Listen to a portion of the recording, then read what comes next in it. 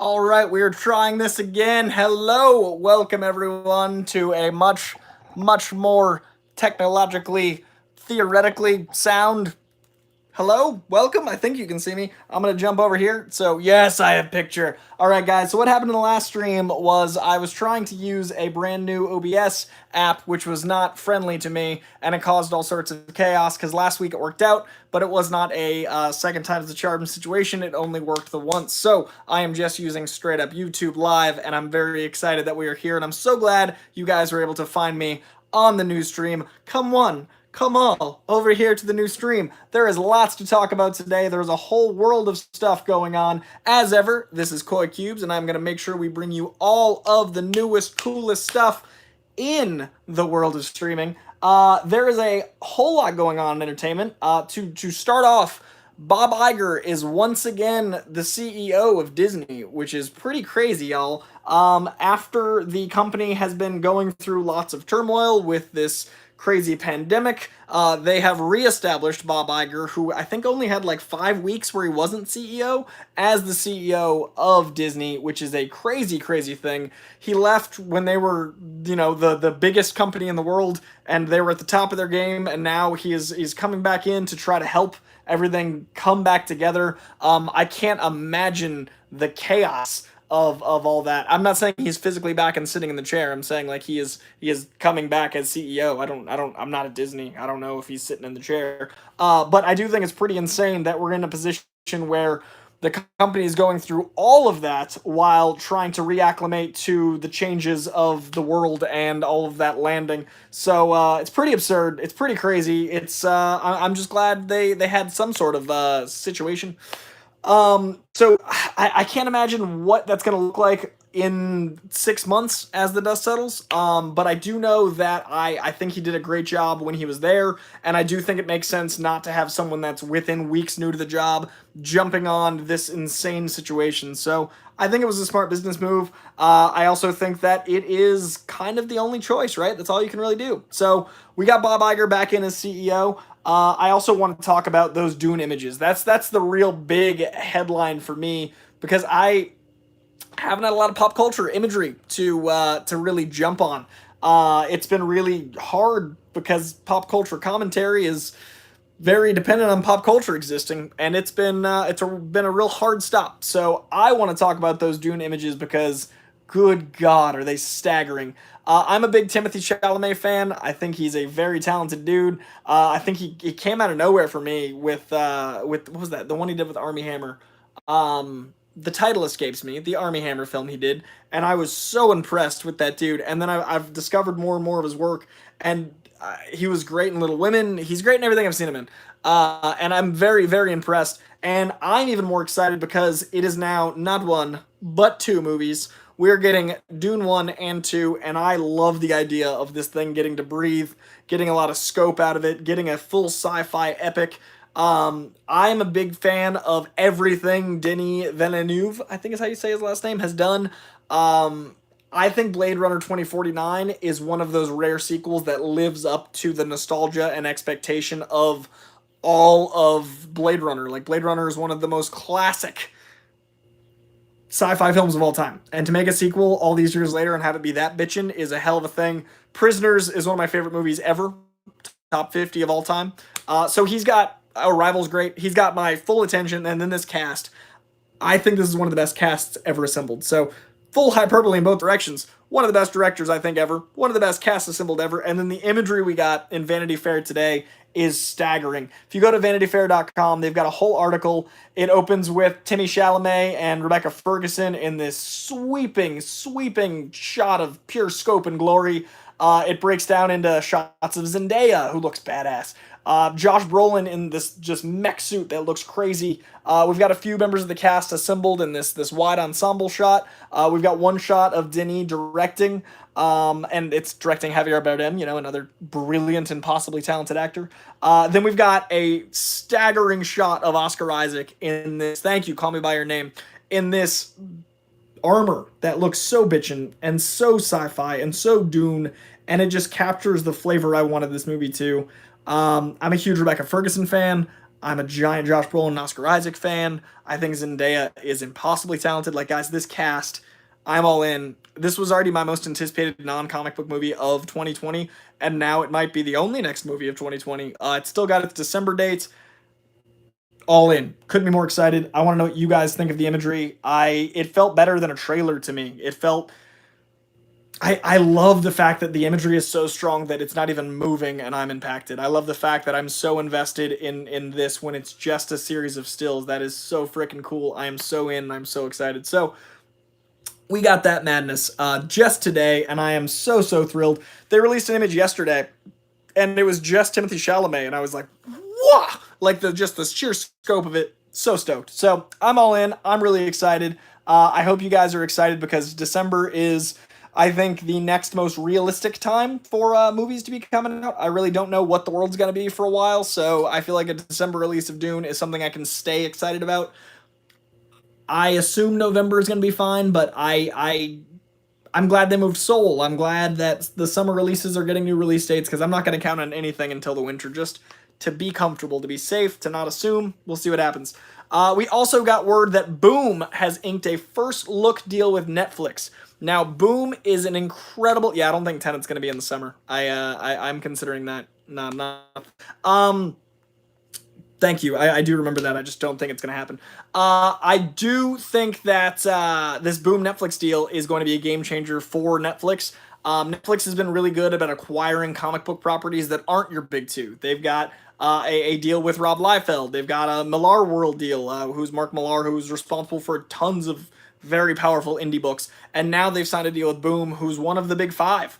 And I think that it's going to be a really cool opportunity to make stuff with Power Rangers, which is a brilliant IP. To make stuff with Mouse Guard. Mouse Guard was very close. Mouse Guard was like weeks from shooting. Mouse Guard could be made much sooner than a lot of properties. I would love to see Mouse Guard get a Netflix series. I think it's a really cool opportunity to combine all the things we were excited about with the movie into a long-form show. The walkthrough of the pre-production office is just beautiful. If you haven't seen it, do go check out that walkthrough. It's something that could have been really special. I really hope we get Mouse Guard out of this deal. I'm a big Something is Killing the Children fan. It is a book that they are still printing. It's an ongoing. It's happening right now. James Tynion IV is writing that. He's also the writer on Batman. He was writing Detective Comics for a while. Brilliant writer. Something is Killing the Children is this great pulpy noir book, and I'd love to see that adapted to long form in Netflix. So I think this Boom deal is really exciting. I think there's a lot of potential for it. I have a lot of hope for it. I also think that we need to diversify the types of content. I think it's good that it's not just Marvel, DC, and Image getting their time to shine. I want to see Boom. I want to see IDW. I want to see Dark Horse. Obviously, we had some experience with Dark Horse doing Umbrella Academy over at Netflix. So I've been really impressed at the world they're building. Someone in the live chat asked if I've seen Lock and Key on Netflix. My mom has, who's right there. And I have not. I have been weirdly, overwhelmingly busy. Even though I'm stuck in my place, I am still somehow too busy to watch Lock and Key, but I plan to. I've been watching a lot of stuff. My patrons on Patreon. There's tiers where I review stuff for them, so I'm doing my homework. And it's been the world's chaos. So I have not watched Lock and Key yet, but I'm very excited to. I'm a big Joe Hill fan. I'm a huge fan of what he's doing with his Hill House line over at DC. So I need to check out Lock and Key because I've read the first three. Yeah, I've read the first 3 volumes and loved them. So I need to check out Lock and Key. I hear it's great. Also want to talk about, this is a personal win for me. I found out they were very close to making a Batman Beyond movie back in 2000. Now, what's exciting about that to me is that it's a Batman Beyond movie that was before Batman Begins.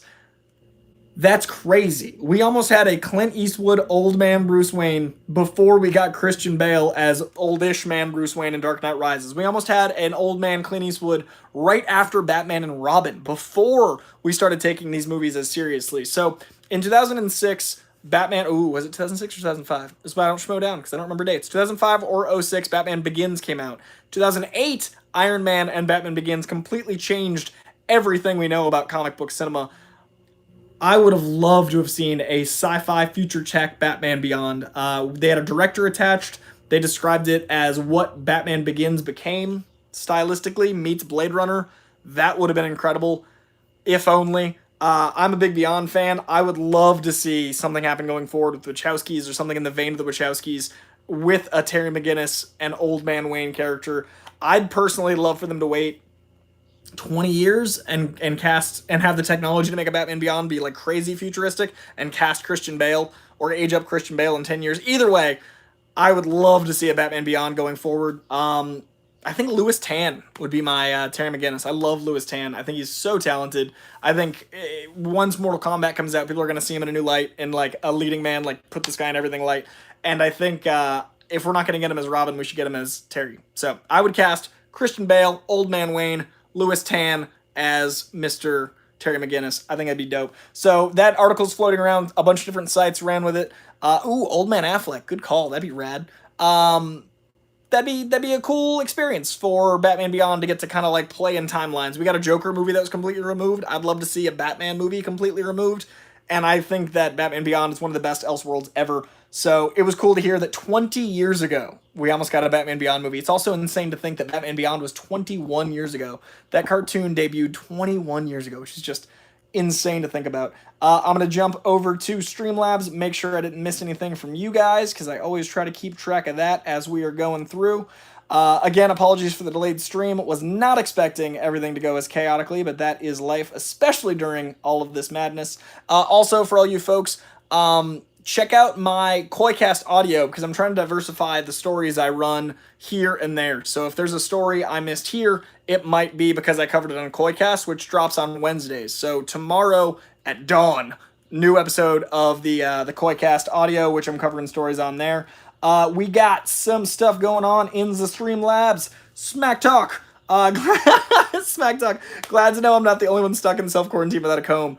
Dude, I actively forget what I look like, so I occasionally just do this and go like, and it's also surreal to look at the videos I was making. I did a bunch of Q&As on the second day of quarantine, or like the third, and like I had a haircut, and like I'm put together, and now this is it. So yes, Smack Talk, you were not alone. Combs are conceptual, and we are all just hoping for the best. And also, what are you gonna do? So yeah, agreed. Smack Talk, stay strong, stay disheveled.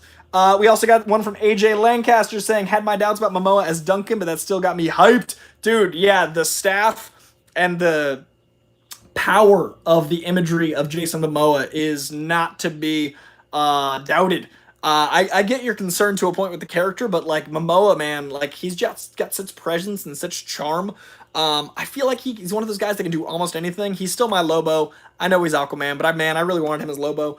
So I agree, dude. I think him with that singular image made a lot of people that love that character really happy. I think it's going to be really, really intense and cool. And I'm so in for this movie, man. Thank you for throwing that in the Streamlabs. I totally agree with you. That is a very good point. All right, back over to the news. I mentioned a little earlier that Soul is now coming out in November, no longer June. Disney is literally hemorrhaging money between the parks and the movie release dates and all this stuff going on. So this is one of the moves that when it happened, why I don't think Tenet is coming out in the summer. I do believe that they'll be moving Tenet as soon as they find a suitable release date. Chris Nolan release date is almost always that sweet, sweet spot he has. Chris Nolan kind of carves out that piece of the summer. I don't know what it's going to be like to have a movie of his come out in a different time of year. I'm wondering if it's going to be like Fast 9, where they just move it a full year.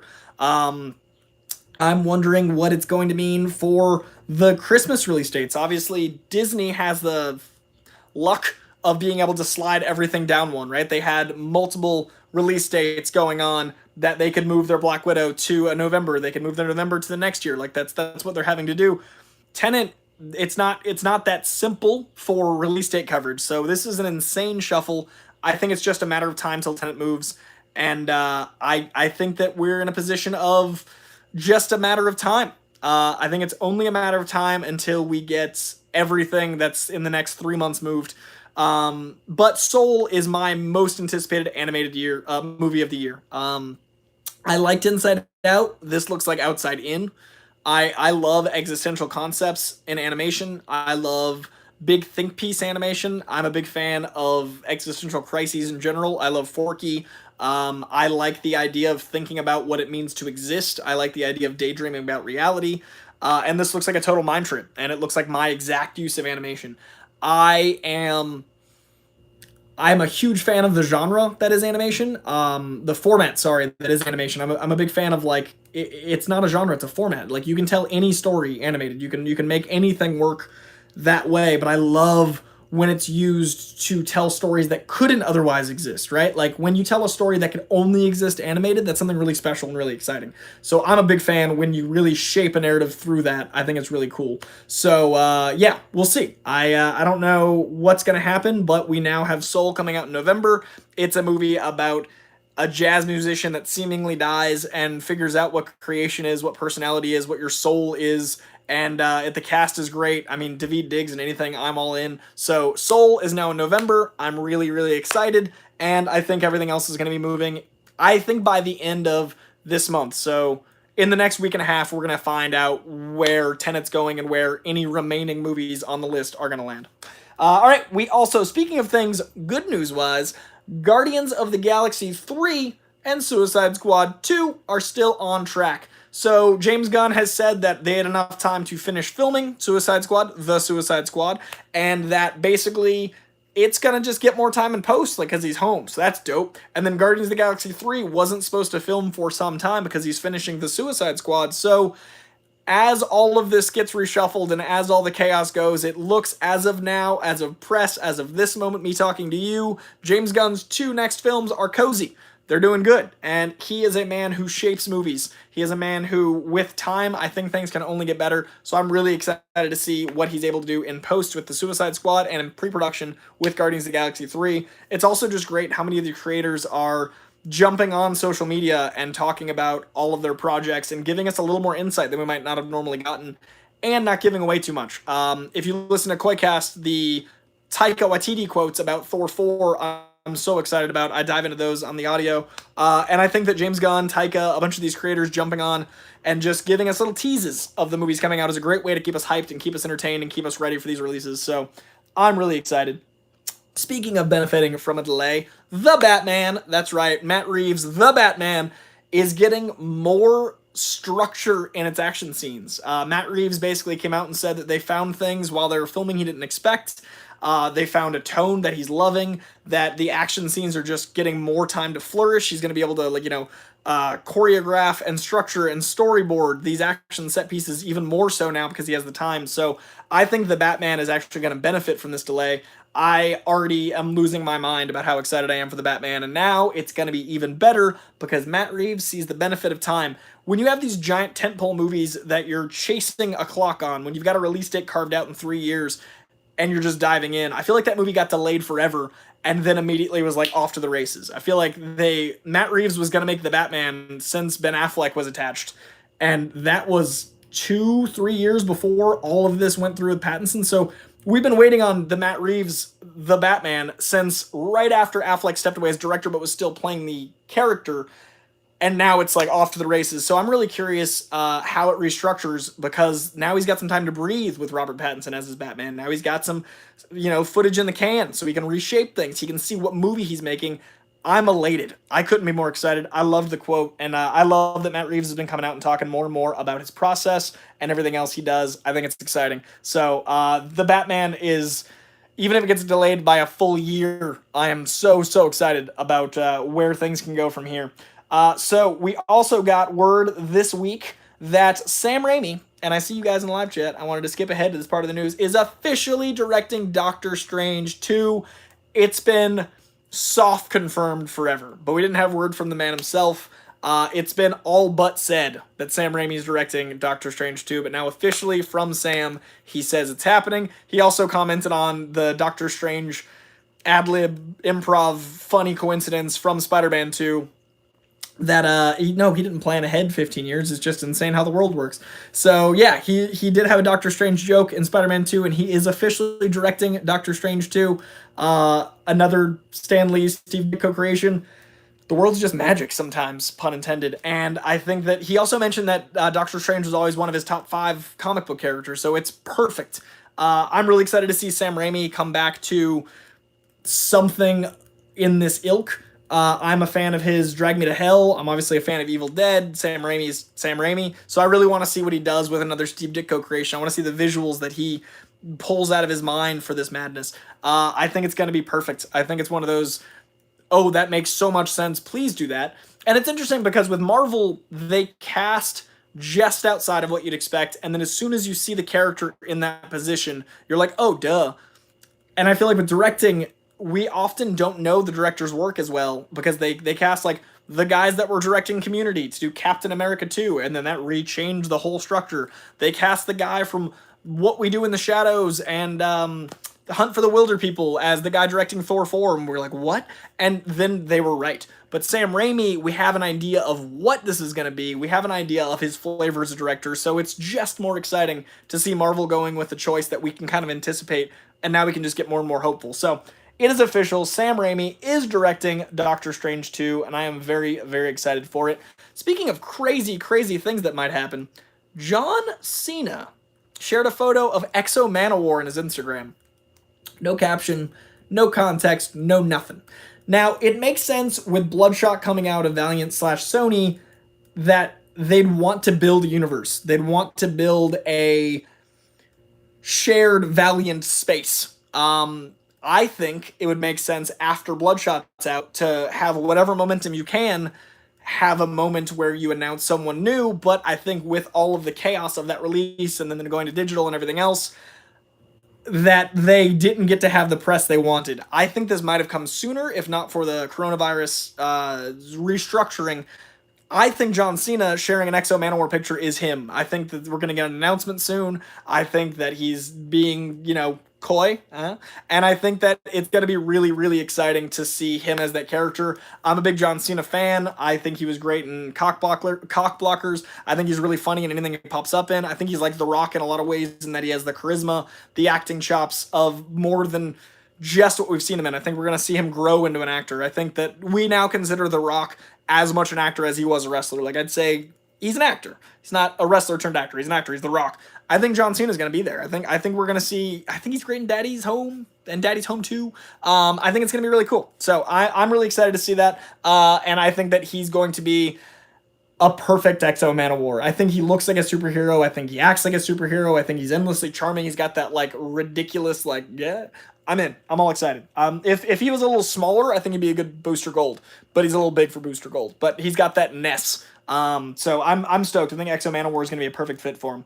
I want to talk about a weird one, but I'm going to go ahead and check over on the Streamlabs and pop into the live chat because my next story is not comic book related, but I just think it's funny and it's Disney related and it's a total tangent, but it is strange enough that I want to comment on it. All right, we are clear. I'm going to dive in. If you guys have noticed or heard that Splash on Disney Plus CGI'd Daryl Hannah's butt with like fur technology, like the cat's fur, that weird like texture, they put it over Daryl Hannah's butt on Disney Plus. And every so often I like to kind of dive into think pieces, but not too thinky, just kind of rants. It's so weird that America still in 2020 is way more okay with guns than butts. It's so weird to me that we are still having things edited for not even like everyone's got a butt. Everybody, if you're alive, you got a butt. It's how you stay alive. Your butt's important.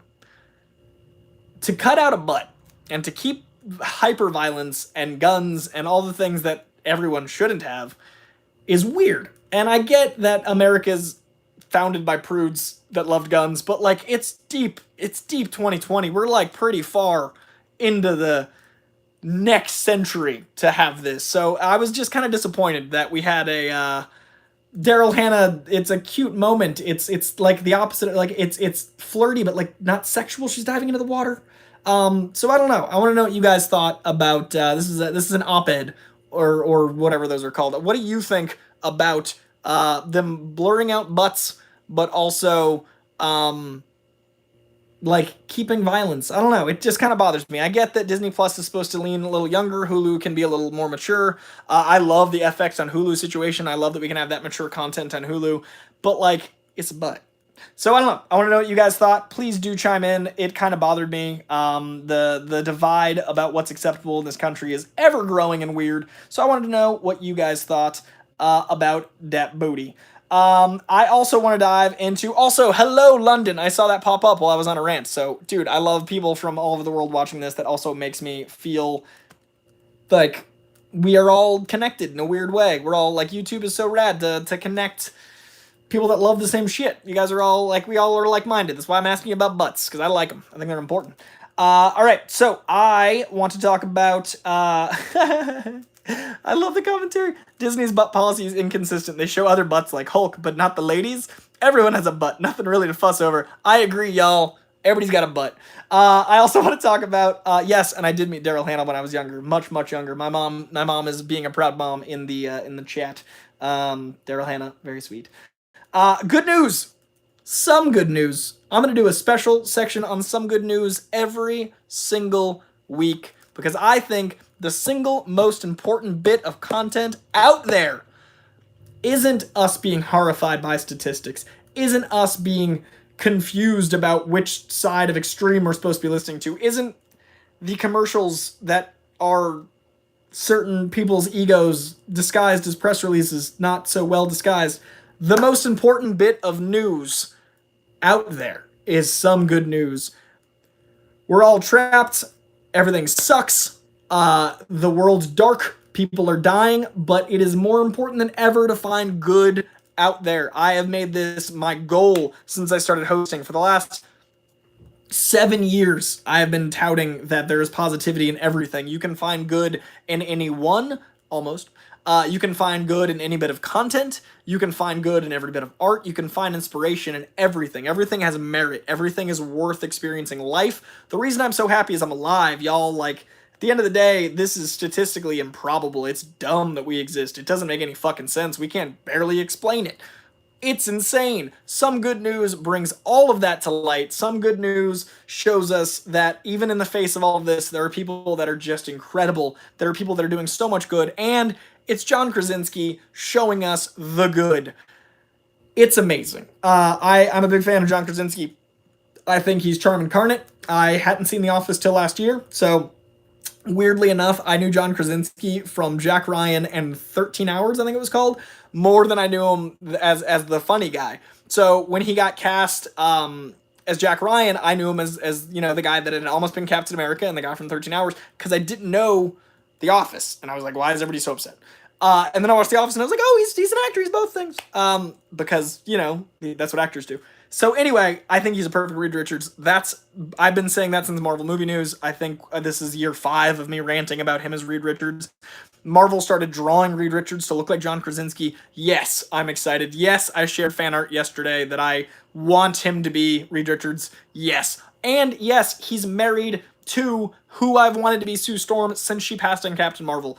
It is all perfect. It's all right there. He's also wicked smart. A Quiet Place is one of the best horror movies ever made. He's also from Boston, so I've got a bias. Anyway, back to some good news. On this episode of Some Good News, not only did he highlight viral videos that were heartwarming and lovely, not only did he raise awareness for very important things like, hey, people are getting better, and we're not talking about that enough, he also brought the COVID-19 unit from a local Boston hospital to Fenway. Like, the Green Monster got visited by heroes, like actual heroes, and it is so cool to see him pulling whatever strings he has to make that happen. He had Big Papi pop in, he had them take a boat tour, like he had like a duck tour, bring him to Fenway, which is the single most Boston experience ever. If you guys have never been to Boston, there's duck tours that take you from the streets into the river, yes, the river, and back into the streets, and it's just so charming, and Boston and New England, and they took a boat tour, which they cleaned off, into Fenway. Guys, welling up thinking about it.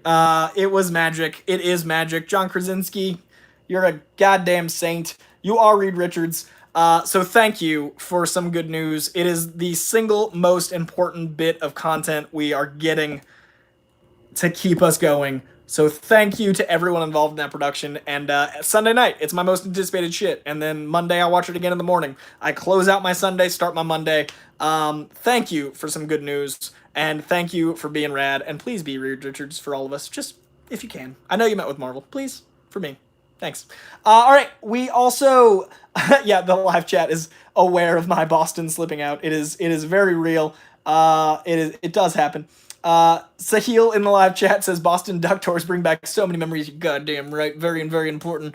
All right, we're going to kick it over back to the news after some good news has been covered. Last week, I gave you guys some Netflix streaming resolutions, and regulations when I meant to say recommendations.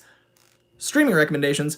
Last week I gave a bunch on Netflix. Now I'm going to flip over to Hulu because no one's paying me, so I'm going to give recommendations on all the streaming services. If you guys are trapped inside and you need stuff to watch, I went through all the new releases on the various streaming services, and once a week I'm going to give you some recommendations because I can't do comic book polls. So I'm going to give you reading recs, basically just, ideas that I have of you to read. I'm going to do like a chunk of trades per month, which I've already given you last week. They're the same this week. We're going to get to it. But every week I'm going to dive into a streaming service of recs I think you'd dig. My Hulu recommendations are Phone Booth, Colin Farrell, One Man Show, bitchin' performance, Joel fucking Schumacher, height of his powers, some of his best directing. I'm a giant Lost Boys fan. I think Joel Schumacher is very slept on because he also made some Batman movies that had some nipples in them, caused a lot of problems. What are you gonna do?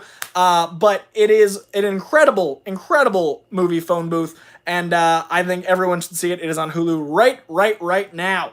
We've also got Risky Business, one of Tom Cruise's, yes, prime weird Kiefer, one of Tom Cruise's earliest movie star roles. Risky Business is great 80s nostalgia while also being a really, really good Tom Cruise performance.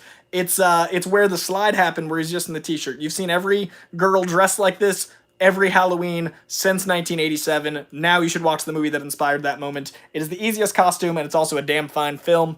I also recommend Spider-Man. Sam Raimi officially doing Doctor Strange 2. Jump on Spider-Man. It is now on Hulu. It is very, very good. And finally, the indie pick of the Hulu new streaming is The Messenger, which is Woody Harrelson, our future Cletus Cassidy, and Ben Foster, the guy I fan cast for everyone, in a movie it's really hard to watch, especially with the world falling apart right now, but it is about the soldiers, the Marines, I believe they are, the military that have to go and form the next of kin that someone they've loved has passed. So it's a very jarring drama. It's really hard to watch, but it's so good. It's so important. I have it on Blu-ray. I was really happy to see it get some exposure. Check out The Messenger on Hulu. So my recs are The Messenger, Spider-Man, Phone Booth, Risky Business, and then on VOD, starting today, we've got The Gentleman, which I loved very, very much. I'm a huge fan of The Gentleman. It is Guy Ritchie-tastic. I'm actually going to make that my next review. Actually, while we're on the subject, I'm reviewing over on Patreon movies and TV shows. I did My Hero Academia, which is available right now. John Getz over on the Patreon wanted me to watch My Hero Academia. I reviewed the whole first half of the first season, so like 7 episodes. I was only going to do 3 or 4, but then I got into the show. It's so good. I did a full half-hour deep dive review on My Hero Academia. The next thing I'm doing is I'm reviewing The Accountant, for the incredible Heather Long, who is co-sponsor of this very program we're watching right now. Heather Long, thank you for being rad. I'm doing The Accountant for her next, and then the following thing I'm doing is reviewing The Gentleman, which is available on VOD today. I'm waiting on Blu-ray. Blu-ray comes out the 21st. I'm a physical media guy, so as soon as I can get that shit shipped, I'm getting The Gentleman, and then I'm reviewing it. So if you guys are into my reviews, I'm going to be doing a whole line of those on YouTube, and they'll be available very soon. And keep an eye out for The Accountant, and then The Gentleman. And the Rhythm section, which I have not seen, is available on VOD, but I'm a big thriller guy, and I'm a big Blake Lively fan, so I'll be checking that out. Now, I saw pop up in here that Jason Ritchie threw a super chat, so I wanted to check this out. Jason said, I thought you'd appreciate this. My fiance and I decided to write our own vows. I just finished and was able to get several very obscure, subtle comic references that pretty much every comic fan won't pick up on. Jason Ritchie, you nerdy scallywag. That's adorable. I do appreciate that. Dude, that's amazing. Do me a favor. I don't want to know the vows before your missus does, because that's feels like bad juju. But once you are betrothed, once you've got your public vows, like once they're out, dude, share them with us. I would love the koi pond to know what these decently obscure, sneaky comic references are. That feels like a challenge. So if you're comfortable, no pressure. I would love to find out what those vows are when you're cozy with it. That is amazing. Thank you for sharing. That's lovely, man. That's really freaking cool. Amazing. Amazing. Good on you. And congratulations. Get married. That's dope. All right, we are going to kick it back over to the show. Let's see. Everyone in the live chat never saw Spider-Man coming. I know. Did you guys know I like Spider-Man? What a concept. All right, so in more good news, comic book sales are actually doing okay in direct market sales. Diamond Distribution is no longer distributing right now, but there is direct market deals through Random House and a bunch of other booksellers to get comics to bookstores and other non-comic book stores, and comic sales are actually up. Comic book sales are actually up. So trades are doing better than they were doing in February. They're doing better than they were this time last year. So it's a really good time to be reading comics. I love that this news is being publicly shared. It's on Newsarama and a few other sites picked it up. It is very important to support comic books right now. And that brings me to a very, very important part of the show, Creators for Comics. Creators for Comics is a really, really cool program that Cami Garcia, Brian Michael Bendis, Phil Jimenez, Sam Humphries, a bunch of incredible creators are shepherding. And basically they're getting comic creators to either donate their time, donate art, donate pages, donate any bit of creative madness that comes from these awesome creators' brains for comic book relief. It is so cool. Comic book stores obviously mean a lot to me, and what these comic book stores are doing is they chime in and say like, hey, this is how we need your help, and there is a giant foundation that's actually done this before with independent bookstores, and it's called BINC, which stands for Book Industry Charitable Foundation. So the BINC is taking applications now for comic book stores and indie bookstores to receive funds from this foundation, but the comic book creators are chiming in to fuel this fund. So you've got like Brian Michael Bendis, who's donating some of his time. You've got artists chiming in and giving both tutorials and some of their art. They raised $500,000 for Authors for Fires, which was Australian firefighting efforts. So this foundation is very good. They run a tight ship. I'm really, really excited to see this taking off. It starts on Wednesday, so tomorrow, April 15th, and it runs to Monday, April 20th. So you can go to creatorsforcomics.com or the Creators for Comics Twitter, or use the hashtag, see what everyone's doing, jump on an auction, see what you can find, because there's going to be once-in-a-lifetime stuff on here. And once again, Cami Garcia, Brian Michael Bendis, Gwenda Bond, Sam Humphries, and Phil Jimenez doing the work. Thank you, guys. I've been really excited for this announcement to come out. I've been really excited to hear what it was all going to be. I'm going to be following the hashtag. Check it out and check out the website. See what you can bid on. That's going to be once in a lifetime. Help these comic stores stay open. It is vital. Thank you guys very much. I'm so excited that this is all being put together. I think it's really, really rad of those creators. So creatorsforcomics.com. Speaking of comic books, your reading assignments, if you choose to read them, since there are no new comic books coming out, usually this is where the pull list would be. This is where I'd break down the comics coming out on Wednesday, tomorrow. Today's Tuesday, right? Yeah, tomorrow, that I recommend. But since that is not the case, I'm saying that the books of the month are Saga. Duh. Come on. Mr. Miracle. I love that hardcover trade. It's a 12-issue maxi series. It is so, so good. Anyone that reads it, I would love to talk to you about it. It is a damn good time. Mr. Miracle was what I just said. My apologies. Why the Last Man? I am currently rereading, and I will be doing that as a book club in the future. Why the Last Man is perfect for our times. It is the most appropriate dystopian apocalypse you could imagine. So if you want to dive into Why the Last Man, now is appropriate, and I will be doing a book club on that in the future. And Grant Morrison's Animal Man, which I think is one of the most slept on comics of all time. Grant Morrison's Animal Man, I think, is up there with Watchmen. I think Grant Morrison's Animal Man 1 through 26 is peak comic book glory. Check it out. If you guys haven't read Animal Man, it's not a title that gets talked about enough. It's not a book that has the reputation of Watchmen or Miracle Man. It's brilliant. So that's kind of like, that's my indie Saga book. That's my next thing I'm shepherding. I want everyone to read Animal Man. So those are your book assignments for the month. If you choose to take them, it is April, according to my calendar. It's a Marvel calendar. Hella means April, and according to my visual, it is still Hella month, so it is Hella month April. So if you want to read those, that's what I'm reading. Enjoy them. I give you some movie ideas. Those are my comic ideas. But now I want to thank very, very, very specifically Heather Long for being a co-sponsor of this program. But I also want to thank this week, man, Jacob Engelby, Riley Ellenson, Josh Guzman, Joshua Folds, Doug Chirello, I think it's how you say your name, Doug Chirello, Anthony Negrong, and David Mansfield. You guys were so supportive this week. I had a really shitty month in March, and people have been like rad as hell. So I wanted to thank all those guys for reaching out and being rad as hell. You guys are amazing. I really appreciate you. And of course, Smack Talk here on YouTube. Smack Talk, MVP of, dude, thank you. But before we leave, it is the first ever book club for Koi Cubed. It starts right now. We've been at this for 40 minutes with all the chaos. It is time for the book club. If you guys remember, I wanted to kick off a book club and do issues 1 through 6 of Saga. Now, I read Saga digitally, and it was great. It influenced all the things I talk about. How much do you guys hear me yelling about Saga? But this is my first time reading Saga in print. And look at this beauty. So this shall be the book club for the next few weeks, getting through the glory that is Saga. I want to talk about that with y'all. But before I do, anyone that's not reading Saga, there's no way to not do spoilers. We're going to do issues 1 through 3, though, because I started doing 1 through 6, and frankly, it was so much. It didn't seem fair, and a lot of people said they didn't get their book shipped in yet. So if you're waiting on your book, we're only going to do 1 through 3, and I'm going to check the live chat first, because I am very excited to dive into Saga goodness. All right.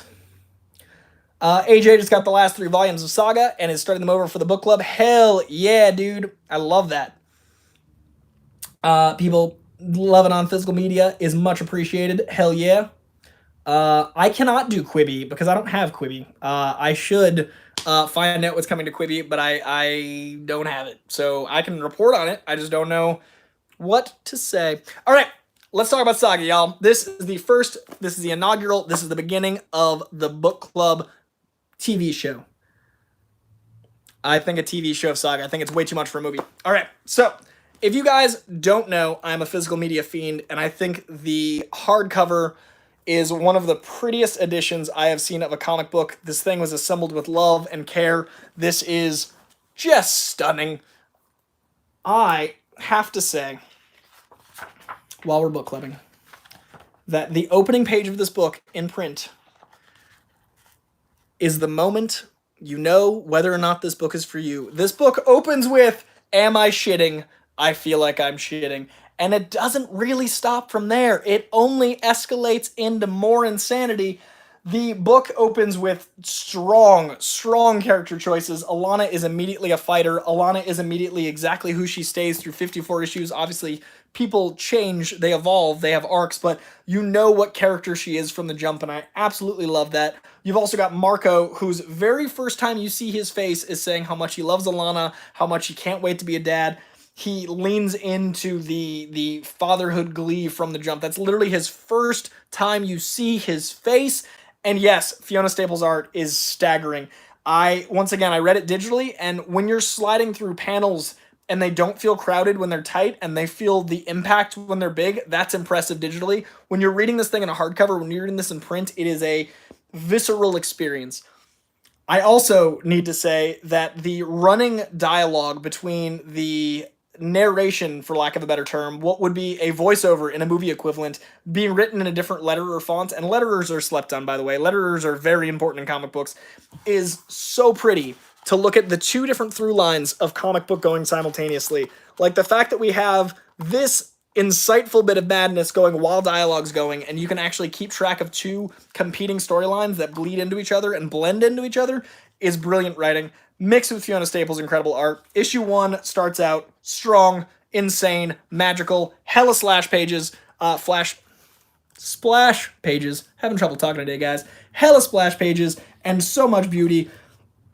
How often is it you start a comic with, like, your lead dude crying over the birth of his daughter and saying he won't unsheath his sword, and then later on slight spoilers, becomes an absolute badass. I love the growth of these characters. I love how they stay true to themselves from the opening page. I love how much there is to say about each of these characters. You could write a dissertation on everyone in the first issue, and it's a comic book that grows exponentially. Every single issue you meet 2 or 3 new leads, and the book just gets bigger and bigger and bigger. So we're going to focus on this issue 1, him gnawing on the umbilical instead of unsheathing his sword because he's a man of his principles, that you immediately know who he is.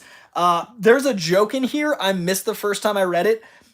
The grease monkey is literal. I don't know how I didn't see the line of dialogue where he calls the guy he bribed a grease monkey, and then there's a grease monkey. That is a monkey. That is a mechanic. That is a brilliant joke. It made me laugh aloud. It is brilliant. I just can't even thank you, world, for that joke. And the fact that these new parents are cradling their child as a war rages around them. You've got the horns versus the wings. You've got the people of Landfall versus the Moon Wreath that are just surrounding this new family, and they're holding them as actual war breaks out around them. And the dichotomy between the royals, the princes are all assholes, and we're introduced to them snobbily. We're introduced to them in such a, like, well, these guys suck way, juxtaposed with the magic of the horns, who are seen as lesser, who are seen as more primitive. And that's such a human thing. We've always, like, Aboriginal and Native people have always had this negative connotation to many people. It's gross. So magic has always been, like, shunned and looked down upon, and, like, I'm a burner, like burners and hippies and all these people that are, like, more about the earth have always been seen as lesser to a lot of people. Like, hippies have always been, like, dirty hippies because of Reagan. Fuck that guy. Reaganomics just fucked this country, and we're still feeling it. Anyway, that's another conversation.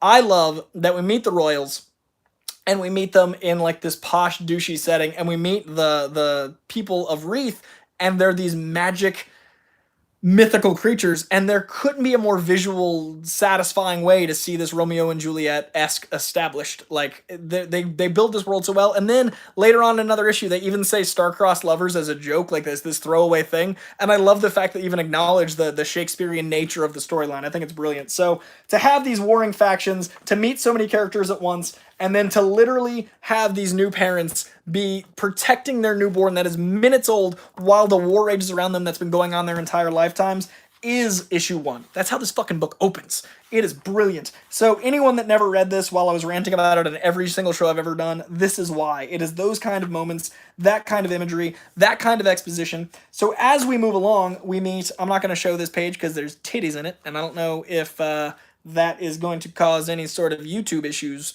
I don't know how strict YouTube is about drawing titties, but I'm avoid it. We meet more royals, and we move through that section knowing that they're these posh, arrogant, bit of assholes. And then we get to them doing some freaking clever exposition. You've got 2 characters discussing the people they're chasing, which not only gives you the inciting incident for the entire chase that takes place throughout this book, but it also gives you great exposition about just what people think of these people, what their log lines are, so to speak, like what crimes they did, who they seem to be, all of those things. I love when movies and comic books use characters that are supporting to just kind of like info dump, but it doesn't feel like an info dump. It's such good writing. And then we begin our D&D-esque quest. They get a treasure map from the Grease Monkey. I love when a dying character imparts information, and then they go off on a quest. Now, I'm not going to literally read you guys Saga, but that is how I felt about issue 1. It could not have been a stronger first issue of giving me what is this world. It's not like most comics I usually read. It's giving me lots and lots of information while being staggeringly beautiful, but it doesn't feel overwhelming. It doesn't feel heavy-handed. All of that gives me all those characters, and then it gives me the Will and Lion Cat. Lion Cat is one of my favorite characters in comic books, and the Will is just a boss. They introduce him like a 90s action star, and then immediately it escalates from there. It is absolutely glorious. I love this book so very much, and it also gives us more exposition in the world. It gives us more opportunity to see where the freelancers lay in the scheme of society. It gives us more opportunity to see the hierarchy of this fantasy world, and at the end of the issue, we basically see the scope of the war, and our characters that went from strong, capable, intelligent woman, loving, capable, intelligent dad, both end the book as absolute badasses, diving into a war they've been living their whole lives, taking their daughter on this noble quest, and literally naming their child before our eyes, while the child that we've been reading the exposition through narrates the whole experience. The through line of this book is so fucking good, guys. I love Saga so damn much. So this had to be the very first book club situation. That is just issue 1. I want your feedback in the comments in the live chat. That's about the level of deep dive I want to do with each issue, but that means we're probably going to be, it's going to be a sizable amount of time. It's going to be, because that was like 5 minutes, that was one issue. If we're doing arcs, if we're doing 6-issue arcs, that's going to be pretty juiced up. I'm also doing a Patreon-only podcast where I'm going to be doing even more in-depth. So if you're into just the podcast, into just the book club element of this, it's only like the $10 tier in my Patreon. So I dive deeper into what I think the ramifications of each panel are. I dive into the art style. I go a little bit more. So it's about 20 minutes of just Saga on that Patreon. So if that's what you're into, let me know. That was issue 1. We're going to do issue 1, 2, and 3. All right. Issue 2! Thank you, Sahil. That helps. I don't know what book clubs are supposed to be like with comics. I'm making it up as I go. Issue 2 gives us the information that this book is not just about 2 leads.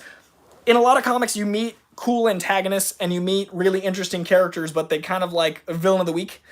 The book opens issue 2 with the Will and Lion Cat. So we don't open with Alana and Marco. We don't open with Hazel. We get the character that we just met at the end of issue 1, and we're like, where the fuck? This is a big book. Like, you instantly are like, this is so much. We have so many characters. So, opening there, he calls his agent. They talk about the glory that is what it is to be a freelancer. It's not glorious, it's shitty.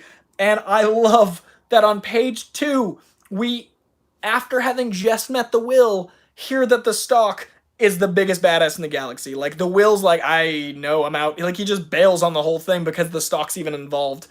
Great writing, great escalation, brilliant storytelling, single line of dialogue. We know that character has all that gumption.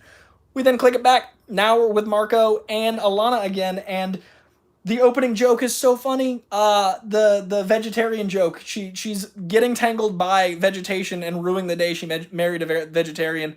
Great writing, very funny, great story elements, and it's them dealing with the magic of this forest. And I love in comic books the magic has a cost element of Doctor Strange. I love the magic affecting the world in ways you don't expect, and I love that they have to tell a secret in order to negate the magic of this forest. I think that's really good world building for magic, and that's what this book does really well, is the world building, even in the imagery. Fiona Staples' costume design, her character design, you immediately know a lot about that entire race. You know a lot about that entire world just from a flash of an image. So when you add the writing to that, like this world building, Saga is one of the most dense comic books I've ever read, and that's why I think it's a TV series. That's why I think we need more than 2 hours. I want each one of these volumes to be a series and therefore get 6 seasons, so 6 years of Saga. I want this to be a beast. I want this to be huge. I want more than Lord of the Rings. I want a lot. Saga introduces a lot. For example, this page right here, the colorist on this page, them sleeping for the first time in 72 hours, protecting their daughter, while evolving into color palettes, while giving us a little taste of the horrors, while giving us beautiful storytelling about their relationship, about Hazel, about the future of the world, and then landing with the horrors. Just so good. Just so good. And then we click it over to the Royals. They suck. They're very good at sucking. I really love how much they suck. I love the teases of emotion through the royal family's TV screen. I love that the wings never read that well, and we love Alana, but she's definitely like one of the lesser caliber wings to those people. So she's an outcast to both sides of this war, and I think that's really a fun element of the story. The crying with Hazel turning into the Stalk reveal while the horrors are revealed is also really, really good storytelling, I think, because we just had a single line of dialogue tell us that the Stalk was the scariest motherfucker out there, and then we meet her, and she's the scariest motherfucker out there. The character design on the Stalk is so good, because we're innately afraid of spiders. Like, human beings don't like things that move as different as we do, like, so different from we do. Spiders, when they move, it's It's like a dog with a cucumber. Like there's no reason is it cats and cucumbers? Cats and cucumbers. There's no reason they should be naturally afraid of them, but it reminds them of snakes. So their genetic fear, like their ancestral fear of this thing makes them afraid. We don't like shit that doesn't move like we do. So fucking spiders and octopi and lots of weird shit. We're like, that's not right. Brilliant character design to make the Stalk a fucking Spider Woman without arms. Dude, this character's great. Also, to immediately go from biggest badass bitch in the galaxy to I don't mess with horrors makes the horrors even more of a level up, again with a single line of dialogue. And in the mix of all that, we think Marco dies, and Alana holds a gun to her baby's head. That shows us that Marco's willing to die for his kid. That shows us Alana's willing to kill to not have her kid go into someone else's hands. And it shows the actual versatility of the comic to keep us on our toes and surprise us. And then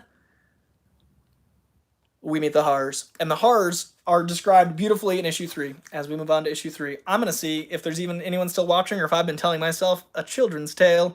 Because the book's not a children's tale. I feel like I'm like fireside chatting, but I don't know if anyone's listening. Okay. Oh, good. People are here. Yes, I agree. It is more compelling when the magic comes at a cost, because then it makes sense that things are. There's a balance. There has to be a balance. Things have to have impact. Things have to have. That's why prequels are tricky for me, because you know who lives and who dies. That's why when I know too much about a movie, when I'm watching a trailer, I'm less impacted by the movie because there's no cost. I totally agree. Very important. Thank you, Dr. Nitro. Much appreciated. Issue 3, one of, I keep saying one of my favorite in the world, but you guys know how much I love Saga, so you know it's real. I love the fact that the horrors are apathetic ghosts. They're native people to the planet who are stuck there, like we imagine ghosts are. They're restless souls stuck in an area. But since they don't really care about the cause because they're kids, they're like these punk grunge kids like stuck in the space. Fucking love that. That's such a good... And they project the horrors. They're not actually as scary. They have defenses. So, fantastic. This is how we meet Izzy. Izzy becomes a way to have a babysitter for Hazel. She makes a bond with Hazel throughout this issue. Like, that's the deal. They have to bring Izzy to the rocket ship for her to show where they're going. That's part of this quest. We've been on a quest, and we find out Marco's still alive. He's a boss, but he's dying, and they have to get snow. So Alana, being a boss, throws Marco over her shoulder and follows Izzy. Meanwhile, we get the first tease of something I missed the first time when I was reading this through. The prince is interviewing another Horn, and we get the first little anecdotal moment of romance novel.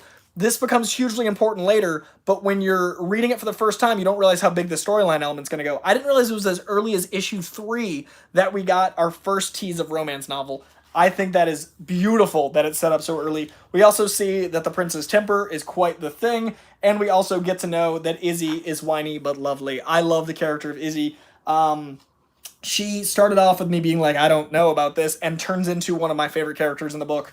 And then we click back to the Will with Lying Cat, and we find out that the Stalk and the Will have a coworker and ex-boyfriend-girlfriend-esque relationship. The character developments in this issue really start to grow out the world. We now have like 7 leads, and all of them are interrelated. All of them interact in ways you don't expect, all while the art is just so pretty. There's magic. There's fantasy elements. There's action. There's funniness. And then drama, because we find out at the very end, as Marco is muttering as he's passing out, dying, he loves his wife. That's not Alana. So the end of issue 3 is a cliffhanger saying, I love Gwendolyn. The last page of issue 3 is, who the fuck is Gwendolyn? So after all she's doing to keep him alive, and they've just had a baby, that baby is literally 3 days old. He's married. And that's the fun of this book, is it never stops escalating. It never stops growing. It never stops world building. The relationships stay fascinating. The art stays incredible. And it runs for 54 issues of this caliber. And we're on hiatus, and it's killing me. So soon, Saga will be back. I don't know when. And in the meantime, let me know if that format worked for you, because next week, I want us to do 6 at a time. I want us to do a full volume. So right now, volume 1 and 2, so issues 1 through 6 and 7 through 12 are available on Comixology. So you guys can read those in the borrow system on Comixology.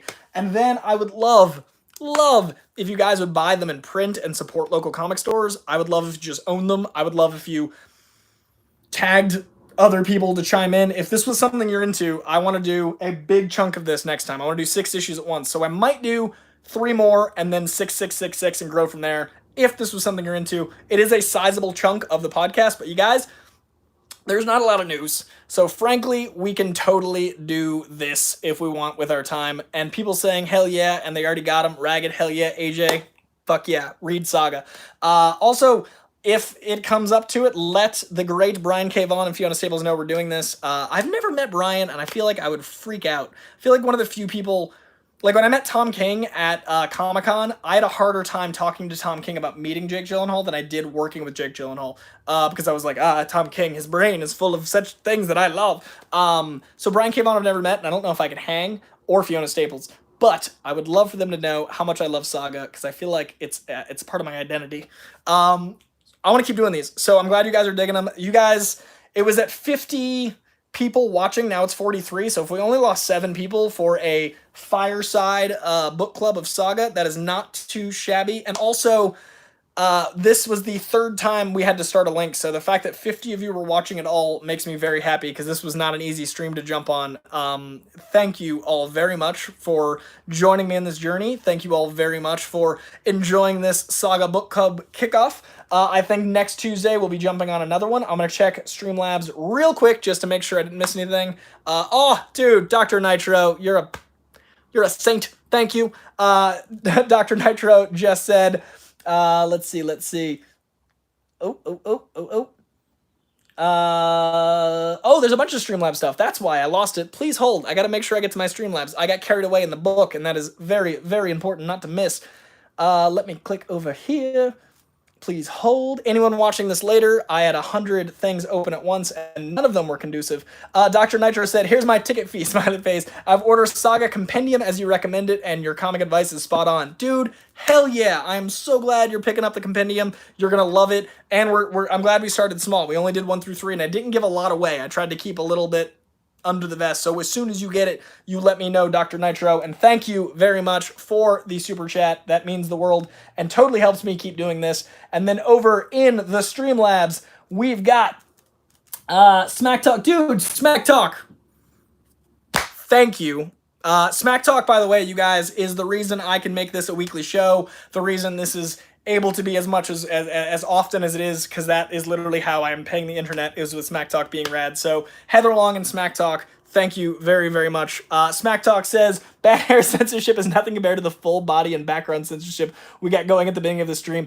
You know, it was because YouTube was like, why is he wearing only a Spider-Man onesie and why doesn't it hide enough? So for the sake of the children and for the respect of my viewers, YouTube was like, let's opt out. And then I was like, I should just wear a black shirt instead of being bare ass while I do a stream. So it's for everyone's protection. The symbiotes took over. They washed the screen. It was a whole thing. I get it.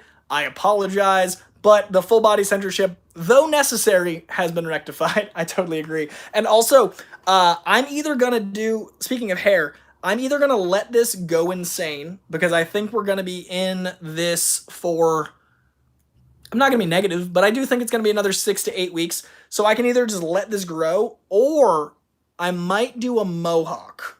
There's part of me that wants to do a mohawk. Part of me is worried that my agents and managers and my teams will be like, hey, just because you're in quarantine doesn't mean you can't video chat. And just because you're in quarantine doesn't mean you won't on-camera audition. But a mohawk sounds dope, so I might do a mohawk. But I also might just let it go crazy. So, Smack Talk, thank you, because who knows what's going to happen. I've done a faux hawk. Ricks, I had a like Jeremy Renner mohawk when Infinity War came out. I did the red carpet for Infinity War, and I had like I miss it. It was rad. But I've never done like I want to be like no hair on the sides mohawk. I just don't know if I can with work, but it's tempting. And then there'll be weirder hair censorship. Fanboy Cantina, thank you very much. Keep up the great work and stay sweaty. Thank you for the super chat. Amazing. It is appreciated. Mr. T Band is a hell of a Mr. T4 Band is a hell of a look. That's worst idea ever. No, you got to be bold in your life. Hair grows back until it doesn't, but while it does. Again, thank you all very much for jumping in the super chats and the Streamlabs and for watching the book club. It means the world. I love doing this show. This is the get to connect to people most weeks. It is very tricky to not have the world out there, so this is the way that I get to feel like I'm part of this. I'm gonna literally jump from this over to recording The Accountant review for my Patreon. If you guys aren't on there, my Patreon has a bunch of different tiers from $1 to $250 with all sorts of stuff in the middle where I'm diving into everything. And everyone that is already a patron, thank you so much.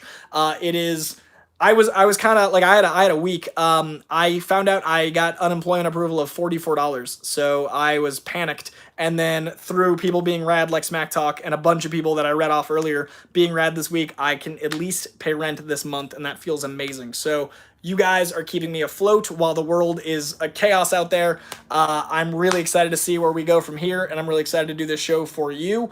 I will be doing Saga 4 through 6, maybe 4 through 12 next week. I'll update you guys on Twitter, and in the meantime, I would like to thank you all for watching. I would like to thank you for being here every week, and I would like to thank, as always, Comic Books for existing. You guys are the best. So much love. Thanks. Oh no, it's not letting me end it. See, I felt all smooth and I was like, I'm gonna finish this stream all clap.